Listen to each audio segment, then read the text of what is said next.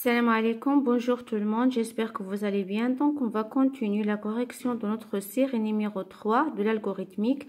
On est arrivé à l'exercice 5 qu'il s'agit d'écrire un algorithme qui saisit deux indices et échange les valeurs contenues dans le tableau. Donc, ici, on passe directement à la correction. Donc, pour comprendre, donc on a dessiné ici l'écran du PC. Donc, il va afficher à l'utilisateur entrer deux indices. Par exemple, si l'utilisateur a entré 0 ici, s'il a appuyé sur la touche entrée du clavier, qu'est-ce qu'il va passer? Si on a, donc avant l'exécution de ce tableau-là, donc un tableau qui contient 6 ou bien 7 éléments. Par exemple, l'élément numéro 0, il contient 1, l'élément numéro 1, il contient 2 et ainsi de suite.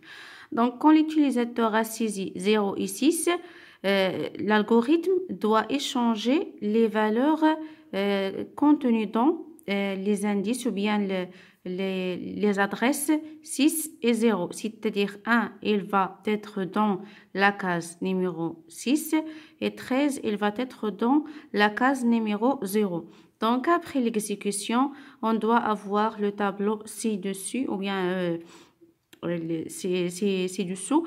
Donc, ici, les autres éléments de 1 jusqu'à 5, ils ne changent pas alors que l'élément d'indice 0, il devient l'élément d'indice 6 et l'élément d'indice 6, il devient l'élément d'indice 0.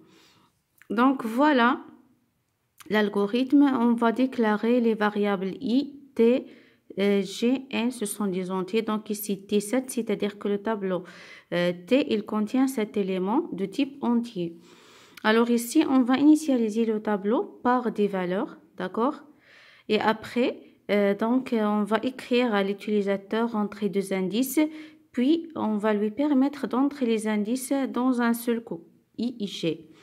Après, donc ici, c'est très important de vérifier est-ce que les indices entrés par l'utilisateur, est-ce qu'ils sont valides, c'est-à-dire est-ce que les indices I et G, est-ce qu'ils sont tous les deux supérieurs ou égaux à 0 et strictement inférieurs à 7 parce qu'on ne doit pas dépasser le nombre ou bien les indices du tableau. Après, donc, on va utiliser cette variable n pour échanger.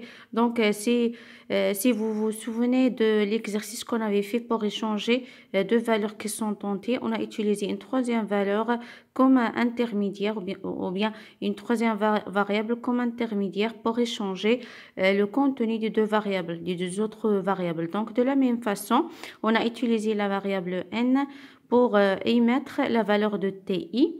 Après, on écrase la valeur de TI par TG et ensuite, on va mettre dans TG TI, c'est-à-dire on a échangé les valeurs de TI et TG. Sinon, c'est-à-dire si l'utilisateur a entré un indice qui est non valide, on va afficher à l'utilisateur impossible fin si et fin pour l'algorithme.